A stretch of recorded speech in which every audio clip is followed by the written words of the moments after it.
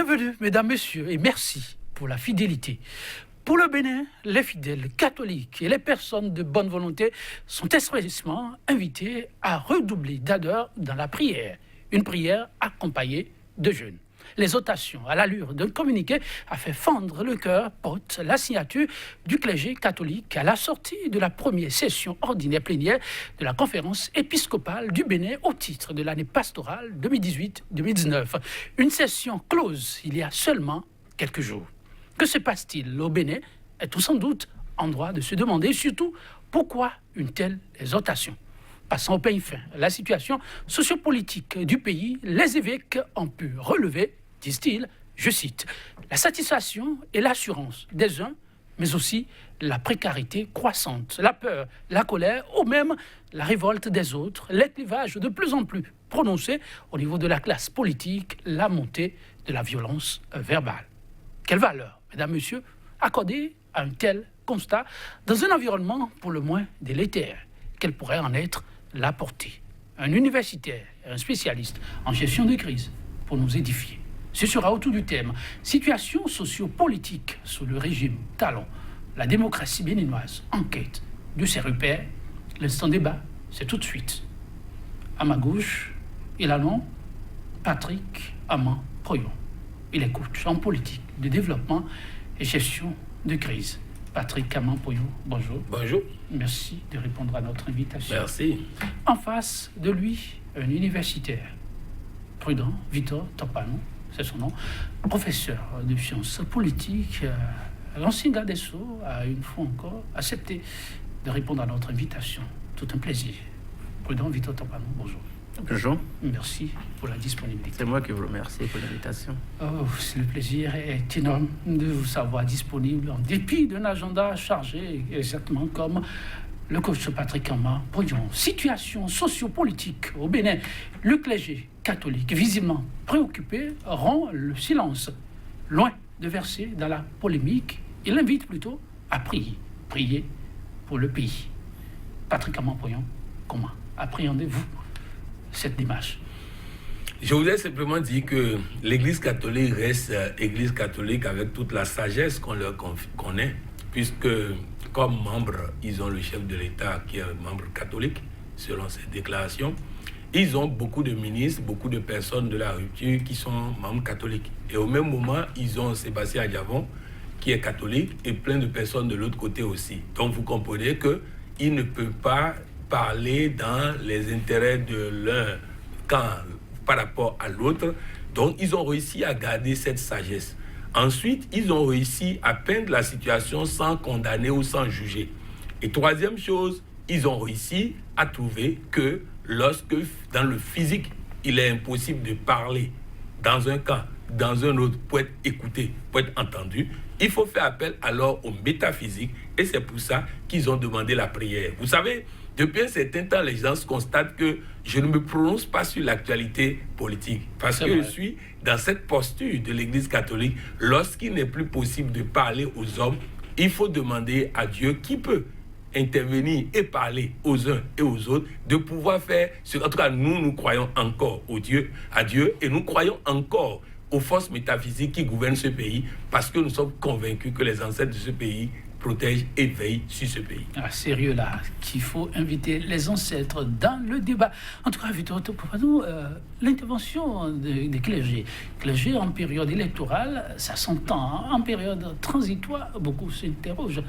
Une sortie comme celle-là, à quoi elle peut bien répondre? Écoutez, il faut commencer par rappeler que ça n'est pas une sortie extraordinaire. Oui, c'est une session ordinaire de la conférence épiscopale qu'ils tiennent au moins 2 fois par an et extraordinairement au besoin. Donc, c'est une sortie ordinaire. Et au cours de ces sorties, le clergé a l'habitude, dans un premier temps, d'accorder des audiences, recevoir presque toutes les catégories socio-professionnelles qui en font la demande. Et puis seulement après, ils font par eux-mêmes leur analyse de la situation sociale, économique, culturelle et politique de notre pays. Et lorsqu'ils estiment qu'il y a des points de vue complètement imbibés de leur philosophie sociale, etc., ils donnent leur point de vue. Voilà. Donc je pense que ce n'est pas une prise de position extraordinaire, c'est un peu normal ce qu'ils ont fait. Maintenant, c'est vrai que l'ayant fait, et d'ailleurs les faisant régulièrement, ça pose un certain nombre de problèmes, dont le premier est celui de la laïcité, parce que comme par hasard, la communauté musulmane ne fait pas cet exercice régulièrement.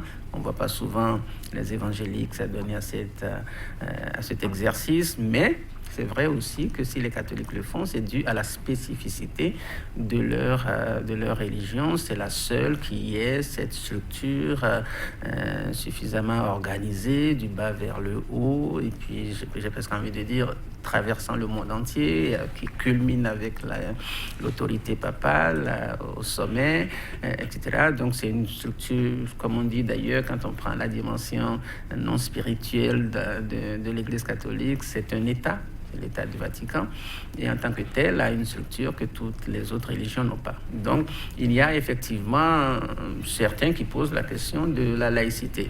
Une fois de plus, il faut rassurer, cet exercice ne fait nullement entorse à la laïcité. Tout à fait.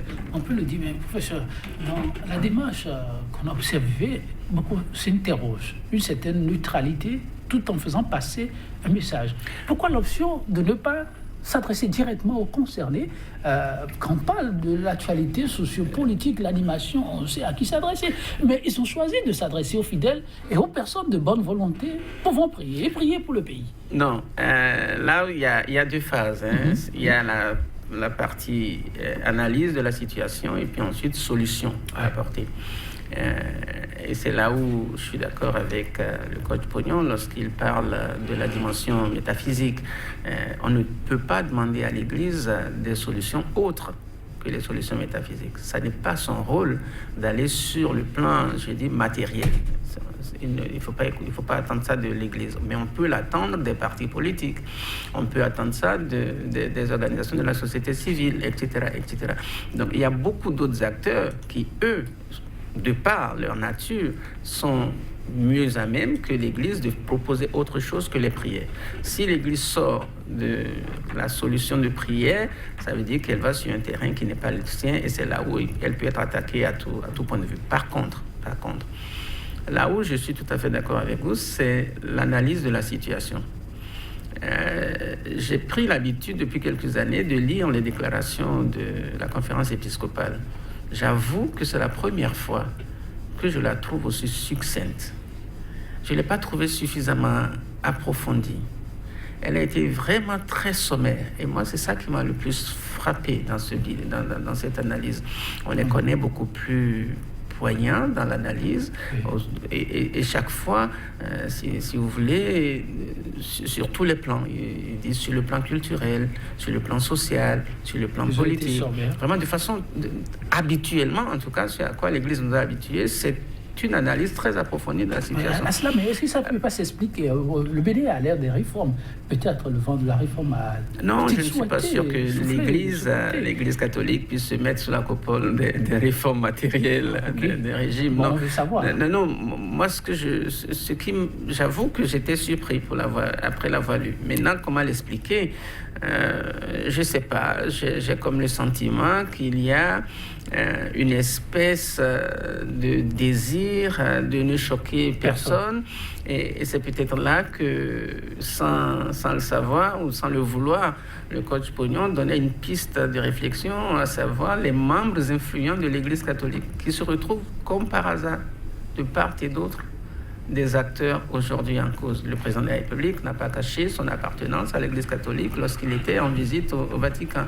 Et le président Adjavon, tout le monde connaît sa promiscuité avec l'Église catholique, c'est évident. Mais est-ce que ça peut-être agi sur le choix des mots, l'analyse et la présentation générale de la situation? Je me demande, ça n'est pas exclu. Mais ce que je voulais dire, c'est vraiment le fait que pour une fois, j'ai eu le sentiment que l'Église a fait vraiment un diagnostic sommaire. En quelques mots, a peut-être tout dit, mais sans avoir jamais été en mesure d'approfondir chacun de ces points. C'est quand même surprenant. En peu de mots, oui, on a l'impression que tout a été dit, je ne sais pas.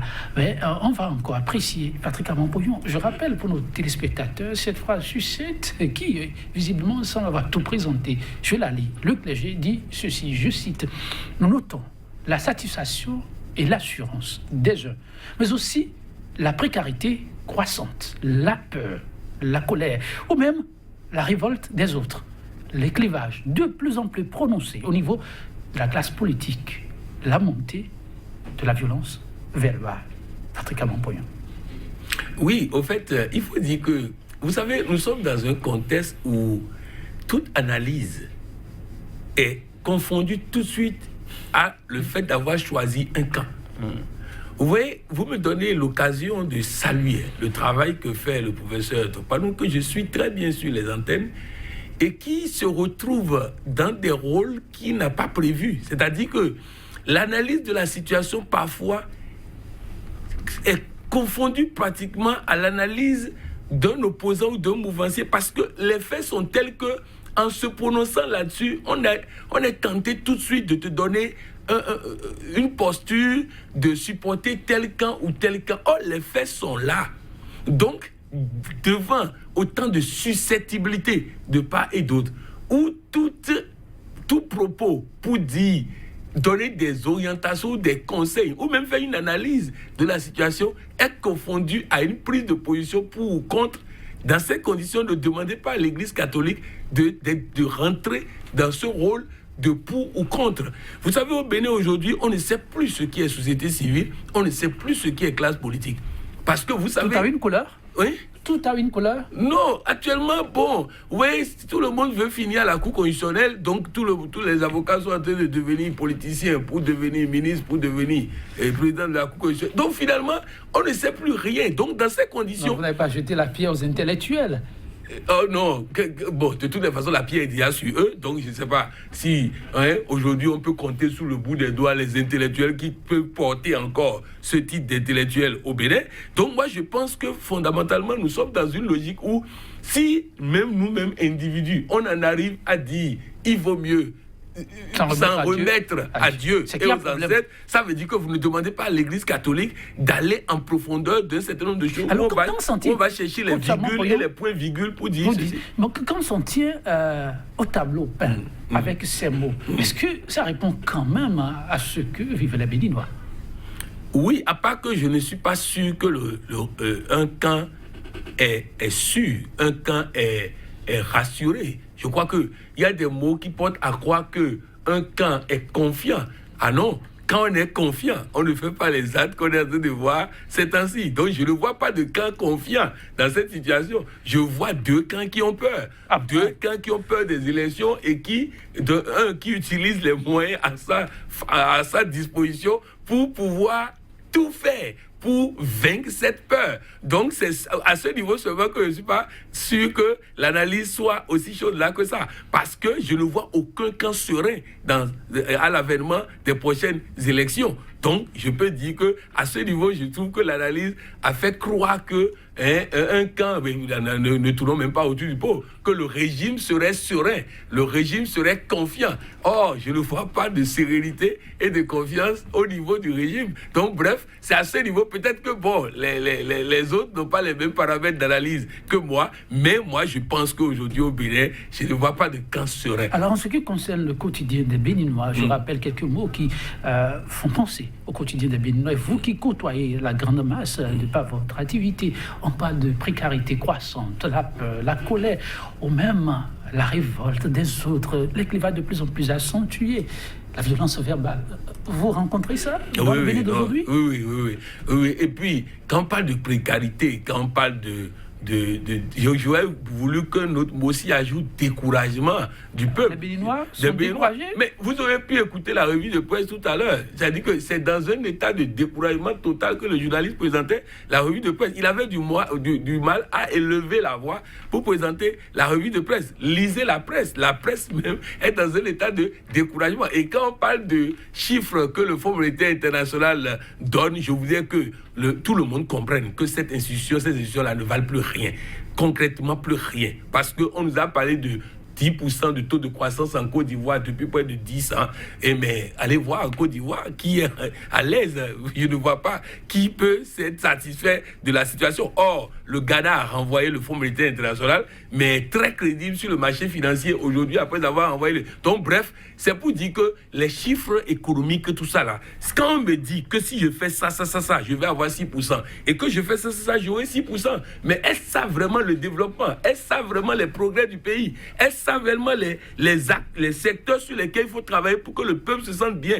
Donc, vraiment, c'est pour dire que sur ce plan-là, le seul mot que j'aurais pu ajouter, c'est état de découragement. Parce que quand on prend le silence des Béninois, je crois que c'est un silence qui parle, c'est un dépit, c'est un découragement. Et je crois que ne pas l'admettre d'un camp ou de l'autre, c'est ne pas vouloir regarder la réalité en face. Parce qu'un peuple qui a faim est dangereux. Et je crois qu'il faut faire très attention à ce peuple qui est en train de tout accepter et qui ne parle pas.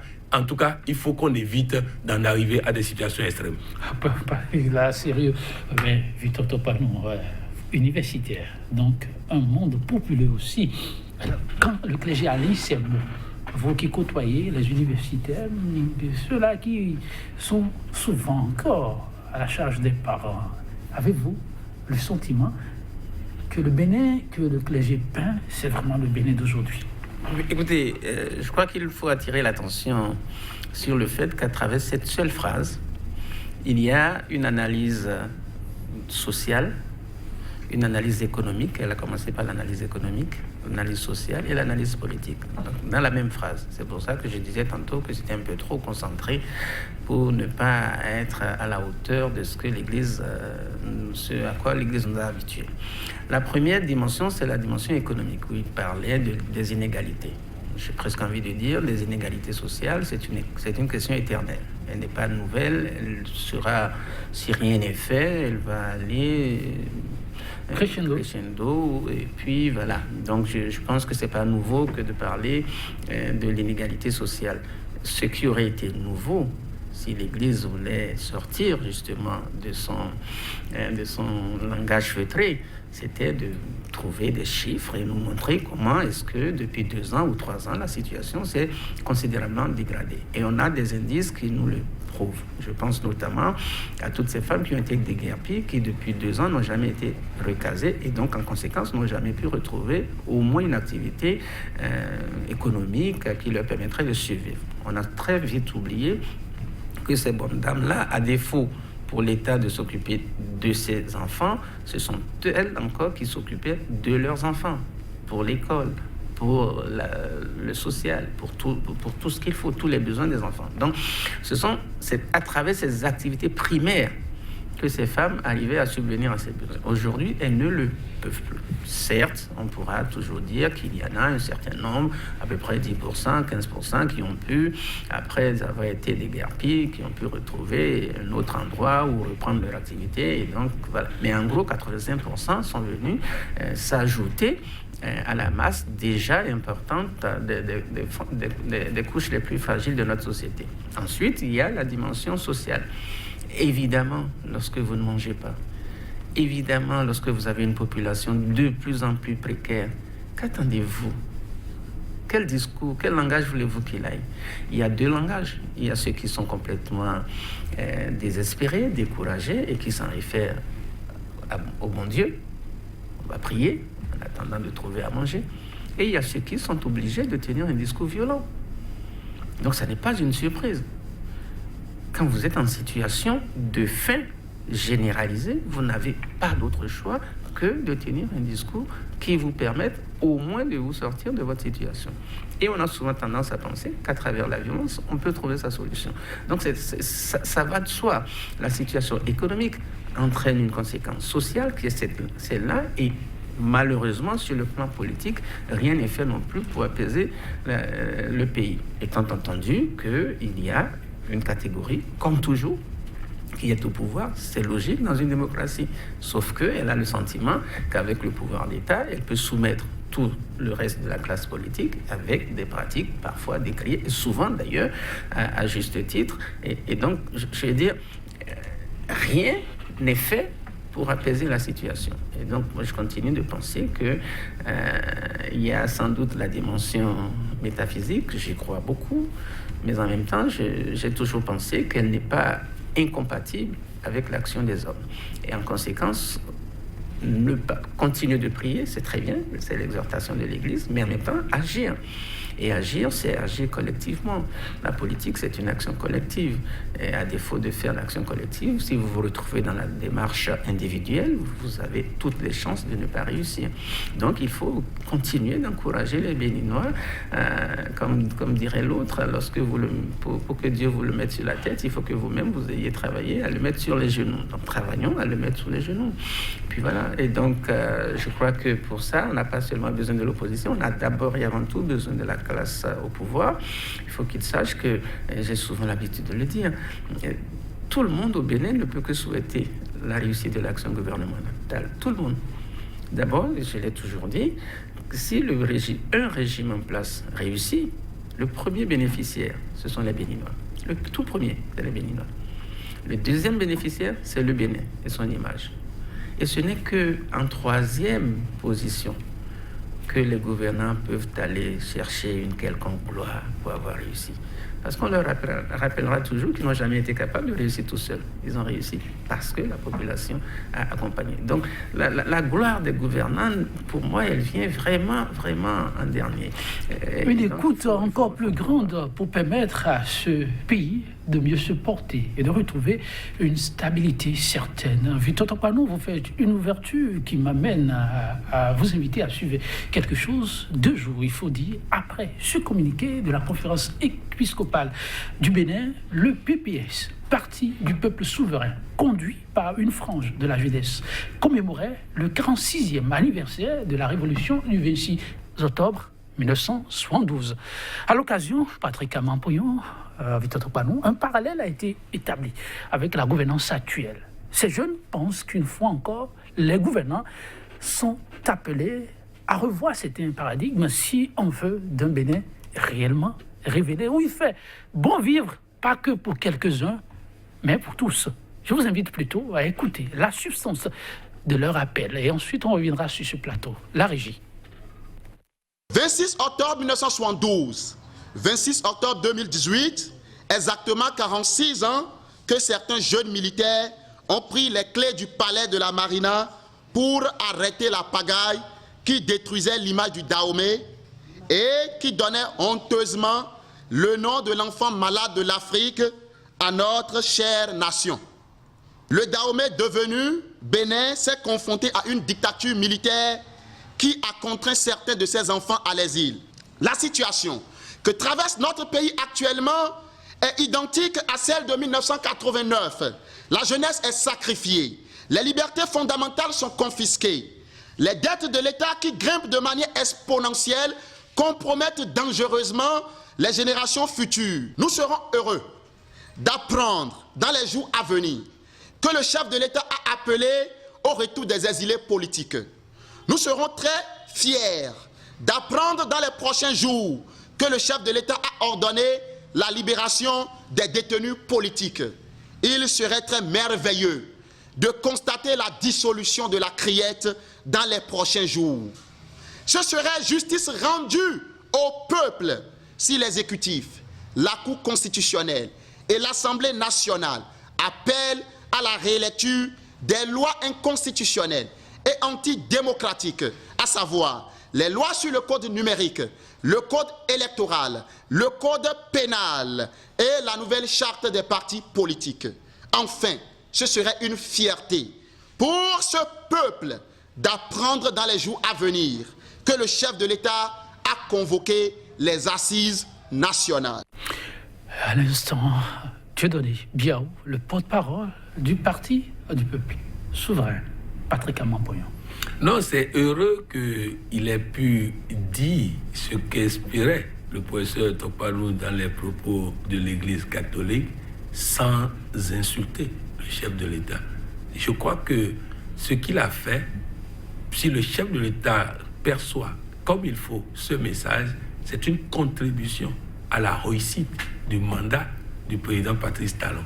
Ce message de la jeunesse? Oui, ça peut être confondu à un opposant. Il peut être opposant, je n'en sais rien, mais il a su trouver les mots pour attirer l'attention du chef de l'État sur les endroits où le bal blesse. Nous avons fait ce même exercice ici pour la Côte d'Ivoire.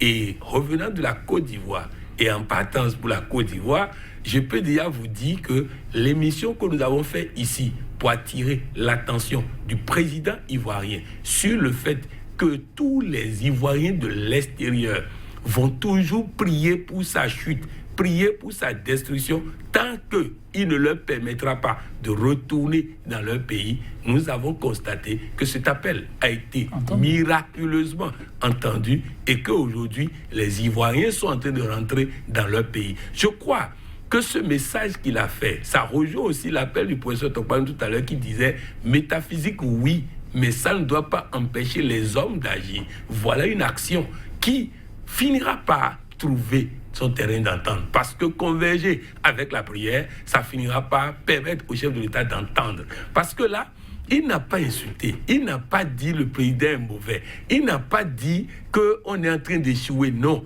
il dit il y a des choses qui ressemblent à la situation passée qui méritent d'être corrigées et qu'il aimerait bien que le peuple béninois allait applaudir le président Patrice Talon si ces choses-là sont faites. Je crois que ce genre d'appel fait tout en respectant la fonction du chef de l'État mérite d'être entendu parce que vraiment, le président a besoin d'entendre un peu ce son de cloche qui vient du bas peuple. Oui, il est peut-être opposant, je ne sais pas, mais je crois que son discours était assez poli, assez respectueux pour mériter l'attention du chef de l'État. Victor Tokpanou. Oui, je pense que je ferai une lecture légèrement différente, non pas au niveau des solutions, parce que je crois que dans l'extrait que vous venez de passer, il y a la partie analyse qui était très rapide, j'imagine, et la partie solution. En ce qui concerne la partie analyse, je pense que je ne peux pas tout à fait partager son point de vue parce que je l'ai vu faire un lien direct entre 72 et 89. 72, c'était sans doute pour mettre un terme au Conseil présidentiel, mais il y avait un enthousiasme populaire. 89, c'était la faillite du système. L'enthousiasme a totalement disparu. Et donc, de deux choses l'une, où on compare la situation actuelle à 89 ou on la compare à 72, mais pas les deux à la fois. Et je pense, dans son esprit, il devrait être beaucoup plus dans la perspective analytique, dans la perspective comparative entre 89 et aujourd'hui. Mais à ce moment-là, les solutions proposées ne sont pas tout à fait les mêmes parce que lui, ce qu'il voulait retirer de 89, c'était le retour des opposants. Voilà. Donc, il en appelle à ce que, très poliment, comme le disait tout à l'heure Coach Pognon, souhaiter que les opposants reviennent. Souhaiter qu'un certain nombre de lois que presque tout le monde, le bon sens, trouvait complètement contraires à la Constitution, mais qui ont été cautionnées par la Cour constitutionnelle, soient remises en cause. Un certain nombre de solutions que je partage entièrement. Mais seulement, je dis que 89, c'était la faillite de l'État. Et c'était la faillite à tout point de vue, sur le plan éducatif, sur le plan économique, sur le plan bancaire, sur le plan social. Tout était paralysé en 89, ce qui n'est pas le cas aujourd'hui. Il y a encore une espèce de survie du système. On n'a pas atteint le fond de 89. Et c'est peut-être pour ça qu'il n'y a pas encore eu de jet de pierre sur le président de la République, puisqu'en 89, on n'a pas demandé aux populations de le faire. Ça s'est imposé. C'est de ça qu'on parlait dans la première partie. Et donc, je pense qu'effectivement, tout ce qu'il a proposé maintenant dans sa partie solution, je les épouse, je les partage. Et je pense que s'il y a un message à adresser, moi j'ai eu l'occasion de dire une fois sur votre télévision, sur votre plateau ici, que nous qui ne sommes pas proches du président de la République, quand nous sommes à la télé, c'est la seule façon que nous avons de lui envoyer des messages. Et quand vous envoyez des messages à une institution, parce que le président de la République, c'est une institution, vous le faites avec toute la courtoisie qui va avec. Et donc, en conséquence, oui, je pense que la criette, comme beaucoup de gens l'ont dit, n'est pas une bonne chose. Les magistrats l'ont rappelé il y a quelques jours, lors de leur assemblée générale. Si les premiers concernés eux-mêmes nous disent que ce n'est pas une bonne chose, franchement, il n'y a rien d'autre à dire au président que d'en tenir compte. C'est pareil, sur le plan économique, ça ne va pas. Ça ne va pas. Il y a le panier de la ménagère et désespérément vide. Les gens se plaignent à tout bout de champ. Il n'y a qu'à voir dans les rues.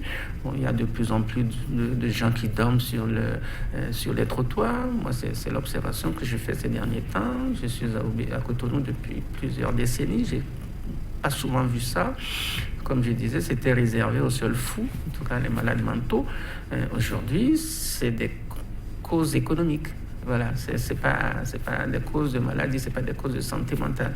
Et donc, il y a effectivement à attirer l'attention du président de la République. Et une fois de plus, je ne cesserai jamais de me répéter, s'il réussit, les premiers à en tirer un bénéfice, c'est les Béninois. Donc, c'est d'abord et avant tout pour eux qu'il est là. En conséquence, s'il y a des gens qui sont proches de lui qui ne lui disent pas, nous qui avons la possibilité encore d'aller sur les plateaux, nous pouvons en profiter pour lui adresser des messages. Et je pense que ce que les jeunes ont fait va très bien dans ce sens-là. Oui, Patrick Amampouyon, ils ont fait un certain nombre de suggestions. Ils parlent de retour des îlets politiques. Patrick Amampouyon, pensez-vous sincèrement qu'aujourd'hui le Bénin compte des exilés politiques? Ah bon, ça c'est une question. Oui. Vous pouvez demander ça dans la rue à tout Béninois, il vous dira oui. Et donc, comme le disait... On a entendu dire que les gens sont dans l'exagération. C'est surtout sur ce plateau, on a entendu, quand même un professionnel des médias dit avoir constaté que ce sont plutôt des gens nantis qui avaient besoin de prendre de lait frais, qui ont décidé de quitter le pays. Comme ça avait l'habitude de le dire, je pense comme la population pense. Et donc, en pensant comme la population pense, je pense qu'il y a des exilés politiques. Et ceux qui disent qu'il n'y a pas d'exilés politiques, nous allons prier pour eux pour que le tout n'arrive pas. Donc, en réalité, ce n'est pas de gaieté de cœur que quelqu'un vit à Paris. Ce n'est pas de gaieté de cœur que ça coûte de l'argent de vivre à Paris et de ne pas pouvoir rentrer. Demandez au chef de l'État, il vous dira combien ça lui a coûté. Donc, c'est pour dire qu'en réalité, il y a des exilés politiques. On ne peut pas ne pas le reconnaître. Et vous savez, c'est-à-dire que je vous ai dit à certaines personnes que ce que je saluais dans les analyses et la démarche du professeur Tokpagne tout à l'heure, c'est la constance du discours. Quel que soit celui qui est au pouvoir ou celui qui est de l'autre côté. Et c'est ça qu'un intellectuel doit avoir, cette constance dans le discours. C'est-à-dire que ce soit Patrice Talon qui était dans une situation d'exilé hier, on avait appelé tous à ce que ces exilés-là rentrent au pays. De la même manière, aujourd'hui, on appelle. Donc, ce n'est pas lié à la personne de qui est à l'extérieur. C'est un appel républicain pour demander au chef de l'État, dans les mesures de clémence que la Constitution lui a données, d'agir sur ces mesures pour faire venir tous les fils. Puisqu'il est le président de tous les Béninois, il faut que tous les Béninois puissent sentir qu'il est leur président. Donc, bref, c'est pour dire que ça, c'est dans la rue. Et même, je ne viens même pas à l'extérieur où c'est plus criard, où c'est plus, les gens le disent plus facilement. Mais ici, tout le monde reconnaît qu'aujourd'hui, et vous ne pouvez pas demander aux Béninois aujourd'hui combien de personnes sont à l'extérieur. Aujourd'hui, ils vont vous dire, il en reste encore ici, parce qu'ils n'ont même pas le sentiment qu'il y a encore des opposants au pays. Donc, j'ai écouté une émission de journalistes la dernière fois où ils ont dit qu'ils ne peuvent même pas faire la liste de ceux qui sont à l'extérieur parce qu'ils ne savent pas qu'il y a quelques minutes qui est encore parti et tout ça. Donc, bref, je crois qu'il y a un problème à ce niveau qu'il va falloir régler. Comme vous le dites, et qu'il y a un député qui vous répond, Gildas Agoncan, pour ne pas le répéter, il dit tout ce qui se dit aujourd'hui, toutes ces récriminations, c'est au fait, je le cite, l'audace dans l'assainissement des pratiques qui inquiètent plutôt et qui amènent à se toller. Oui, bon, au fait, c'est pourquoi il dit que je souhaite vivement que les hommes politiques comprennent qu'ils ont des enfants qui les suivent à la télé. Et que s'ils parlent aujourd'hui, il faut que demain, les enfants... Parce que les enfants, les parents doivent être des modèles pour les enfants. J'ai écouté un honorable député, l'honorable Tchobor, pour ne pas le nommer, il a dit quelque chose au moins qui est honnête. il dit que lui, il est chrétien et qu'on a dit dans la chrétienté qu'il faut respecter l'autorité. Et que si Patrice Talon part demain et que c'est encore un autre qui arrive, c'est celui-là qui aura raison encore selon lui. Au moins, il construit une constance. Il montre que ce n'est pas le fond qui est important. Lui, il s'accroche à la forme qui est au pouvoir. Donc, je voudrais que les gens soient au moins clairs comme ça pour dire le soutien que nous apportons est lié au fait que c'est lui qui est au pouvoir et tout ça. Donc, bref, c'est pour dire qu'il faut que... On peut défendre un régime. On peut trouver les mots pour défendre un régime. On peut trouver les méthodes pour défendre un régime. Mais ne mentons pas pour défendre un régime. Parce que le mensonge va nous rattraper demain. Et c'est très important que nous ne tombons pas dans ce piège. Et c'est ça que je voudrais inviter ces intellectuels qui ont perdu carrément le Nord, de pouvoir au moins se dire, nous pouvons aider un régime en allant développer ce que le régime fait de bon, en développant ce que le régime... Il n'y a pas tout de mauvais. Dans aucun pays au monde, il n'y a tout de mauvais. On peut développer ce qu'il y a de bon. Et ce qui est dommage avec la rupture, c'est que personne ne parle des choses qui sont des acquis. Aujourd'hui, il n'y a plus de contrôle de policiers à l'entrée et à la sortie de chaque ville. Ça, c'est des choses qu'on peut venir amplifier sur les médias. Mais on choisit de prendre ce qui est mauvais pour venir démontrer que c'est ça qui est bon. Ce n'est pas de la communication. La communication, il y a plein de choses que le régime a fait de bon, que les communicants du régime peuvent développer. Mais on laisse tout ça parce qu'on ne voit même pas ça. Et on veut démontrer l'indémontrable. Et c'est là que vraiment, c'est pas bon parce qu'ils ont des enfants qui les regardent à la télé. Ils ont des enfants qui les regardent, dites-vous. Chacun joue sa partition. Et ceux-là qui ont pris la parole tout à l'heure que vous avez suivi pensent qu'aujourd'hui la jeunesse est sacrifiée, la liberté fondamentale confisquée. Et quand on le dit au regard des efforts qui se font pour reprendre un pan de l'intervention de Patrick Aman-Pognon, est-ce qu'on fait une juste lecture de la situation qui est celle de la jeunesse aujourd'hui et des libertés dans leur ensemble aujourd'hui? Écoutez, oui, ça pose deux problèmes différents. Vous posez le problème des jeunes. Je ne sais pas jusqu'à quel âge on est plus jeune. Et je ne connais pas beaucoup de régimes depuis 1960, date de notre indépendance, qui n'ait pas eu en son sein des jeunes. Voilà. Il n'y a donc pas une exclusion systématique des jeunes. Donc je suis parfois gêné lorsque... Vous suivez ça? Voilà, lorsque j'entends ça, parce que je crois que ce faisant, ils ont fait un appel implicite à une crise ou une guerre intergénérationnelle dont aucune société n'a besoin pour avancer. Les trois générations ont toujours vécu en bonne harmonie et les sociétés les plus apaisées, c'est celles dans lesquelles la solidarité intergénérationnelle est très bien organisée, très bien structurée. Donc, le débat sur les jeunes me pose des problèmes, même si par ailleurs je suis obligé de reconnaître qu'à certains moments de notre vie politique, le taux de chômage des jeunes, parce qu'il accroît plus vite que celui d'autres catégories socio-professionnelles, on puisse être amené à parler du problème des jeunes. Sinon, la jeunesse, c'est un problème éternel. Elle est transversale, et donc il n'y a pas de raison d'opposer. C'est comme si finalement les plus anciens ou les moins jeunes se seraient mis d'accord pour faire un complot contre la jeunesse du Bénin. Bon, voilà, je pense que ce discours, il faut l'éviter. Il faut que chacun, comme citoyen, puisse prendre part au débat, qu'il soit jeune, vieux, moins jeune ou pas. Bien. Il y a ça d'un côté. De l'autre, le problème qui concerne tout le monde, qu'on soit jeune, vieux, femme, homme ou pas, c'est la question des libertés individuelles. Et c'est là un vrai débat de fond. Parce qu'il y a ceux qui ne le disent pas toujours, mais qui ne le pensent pas moins. C'est ceux qui sont convaincus que simplement parce que nous sommes des Béninois ou simplement parce que nous avons la couleur de peau qui est noire, nous ne méritons pas les libertés individuelles. Il y en a qui vous le disent, même en fond, pour dire le Béninois, il mérite qu'on le tape un peu. Et rapporter à la structure de l'État, ça veut dire, bon, écoutez, allons vers un peu plus de dictature, parce que finalement, ces gens-là ne sont pas assez mûrs pour les libertés individuelles. C'est là, justement, le discours, je veux dire, qui se passe sous le manteau. Et je n'ai pas souvent je ne crains pas souvent de le dire, j'ai le sentiment que ceux qui nous dirigent aujourd'hui sont dans cette logique. Ils partagent un peu cette philosophie. Donc la démocratie à tout va, ils sont convaincus que ce n'est pas la meilleure formule. En conséquence, il faut aller vers plus de restrictions. Et cette restriction passe par le retrait du droit de grève pour certaines catégories socio-professionnelles, qu'ils soient magistrats, qu'ils soient forestiers, qu'ils soient policiers, etc. Bientôt les étudiants, les enseignants, etc. Bien. Donc, c'est une conviction et elle a une transcription dans les actes. Dans les actes. Et c'est là où ça devient un peu plus compliqué. Et c'est pour ça que je dis, c'est un problème de société. Une minorité ne peut pas s'accaparer le pouvoir au motif qu'ils ont un mandat de 5 ans, remettre en cause les fondamentaux, notamment les libertés publiques. C'est d'autant plus important que si ce problème n'est pas résolu, dans le fond, nous continuerons de connaître des périodes de crise incessantes. Et moi, ma conviction, c'est qu'on vit là une de ces périodes. Parce que malheureusement, et je rejoins là le coach Pognon sur ce point-là, en fait, le problème, c'est que le gouvernement ne communique pas.